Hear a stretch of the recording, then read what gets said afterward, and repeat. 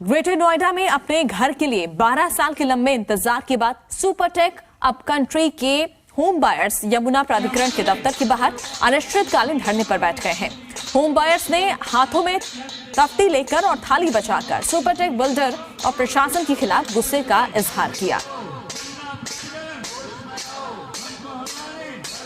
बड़ी pathetic situation है। 2012 में बहुत उम्मीदों के साथ ये खरीदा था, पर अब देख लीजिए 2023 आ गया है। इतने का था नहीं जितने इंस्टॉलमेंट्स दे दिए हैं, अभी तक पोजेशन नहीं मिला है। जीवन भर की कमाई जा चुकी है, पूरे 10-15 साल इसमें निकल चुके हैं, अभी तक कोई पोजेशन या कोई सुनवाई नहीं है। बस चक्कर पे चक्कर। अथॉरिटी भी, सुपरटेक भी, कहीं से कोई 1% भी किसी ने सपोर्ट नहीं किया अभी तक। मैंने अपनी पेंशन और जितना कमाया सारा पैसा इसमें लगा दिया 2012-13 में, लेकिन घर जो मिला है उसका कुछ ये पता नहीं कि कब जो है वहाँ से निकाल दिया जाएगा। ना वहाँ एमिनिटीज़ हैं, पानी जो है बोरवेल से लेते हैं, और जो बिजली है वो इन्होंने कंस्ट्रक्शन के लिए ले रखी है, उससे बिजली देते हैं। अब मीटर लगा रखे हैं बाहर, पुलिस हर रोज़ वहाँ खड़ी रहती है, कोई ना कोई जो है प्रॉब्लम होती रहती है। उसके बाद वो प्रीमिसेस का यूज़ बिल्डर कॉमर्शियल यूज़ के लिए कर रहा है। वहाँ पर 1400 जो है पीजी स्टूडेंट्स उसने रखे हुए हैं, जिससे कि वहाँ रहना मुश्किल हो गया है। अभी आज इनसे दोबारा निवेदन किया गया है कि एक बार आप आ जाइए ताकि हम समझ लें कि आपकी मुख्यतः क्या क्या प्रॉब्लम्स हैं। हो सकता है जो हमारी वर्तमान नीतियां हैं उनसे इनकी प्रॉब्लम्स हैं वो सॉल्व हो सकें। और सबसे पहले तो एग्जिस्टिंग पॉलिसी के हिसाब से जितनी भी मदद की जा सकती है वो तुरंत की जाएगी, और उसके बाद में इनके साथ मिलकर बैठ के कोई एक तरीका निकाला जाएगा जिससे कि इनकी प्रॉब्लम भी सॉल्व हो सके। गुरुग्राम में बिल्डर से परेशान हो चुके चिंटल पैराडीसो सोसाइटी के निवासी प्रशासन के खिलाफ सड़कों पर उतर आए हैं। सोसाइटी निवासियों ने डीसी कार्यालय पर प्रदर्शन किया। प्रदर्शनकारियों का कहना है कि सोसाइटी में हुए हादसे को 1 साल बीतने के बाद भी प्रशासन किसी निष्कर्ष पर नहीं पहुंचा, जबकि हादसे के बाद जिला उपायुक्त ने 3 महीने में सोसाइटी का ऑडिट कराने और पीड़ितों को उनका घर दिलाने का वादा किया था, लेकिन कई बार की मीटिंग के बाद भी अब तक कोई कार्रवाई नहीं हुई। वहीं मामले में अब सीबीआई जांच भी शुरू हो गई है। सोसाइटी निवासियों का कहना है कि सीबीआई जांच और मुआवजा मिलना 2 अलग-अलग मामले हैं।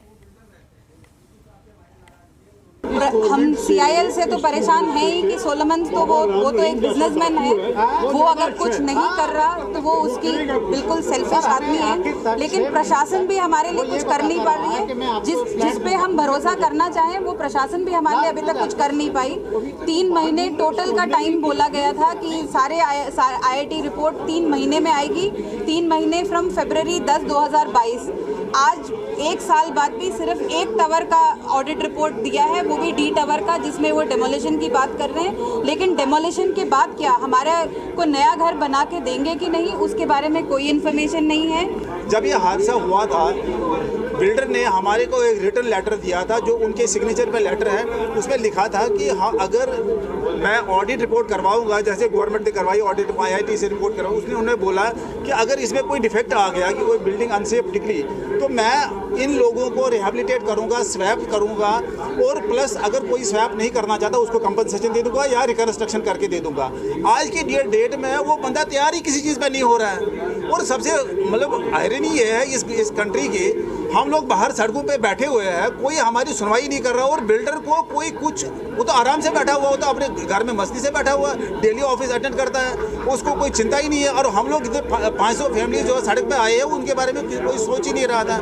इस देश की डेमोक्रेसी में ऐसा पहली बार देखा गया है कि 1 साल से लोग बाहर किराए पे रह रहे हैं, बाकियों को ये नहीं पता कल को उनका आशियाना रहेगा कि नहीं। जैसा टर्की में हो, अगर हम भी बड़े हाई सिस्मिक जोन में है, गुड़गांव की बेल्ट, अगर जरा सा भी छोटा सा भूकंप आता है तो ये जो इतने लोग हमारी सोसाइटी में आज रह रहे हैं डर के साए में, उनकी लाइफ को कौन आंसर करेगा। ठीक है, डीसी साहब डे 1 से यहाँ पे, हम लोग मनोहर खट्टर साहब से मिले थे, सीएम साहब से। डीसी साहब नए आए थे यहाँ पे, उसी दिन डीसी साहब डे 1 से वॉज वेल अवेयर कि हमारी क्या प्रॉब्लम्स हैं। उन्होंने बोला मैं आश्वासन करूंगा।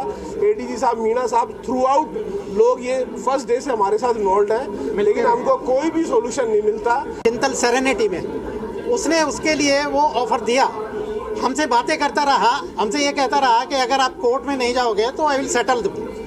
उसने हमें ये भी ऑफर दे दिया कि आप लोग फ्लैट देख के आ जाओ, उसमें एंड हमने उसको स्वैप का एक एक्सचेंज डीड भी ले लिया उसने, लेकिन उसके बावजूद भी लास्ट में जाके उसने मना कर दिया। तो हम तो ना कोर्ट में रहे ना उसमें रहे, किसी में भी नहीं रहे।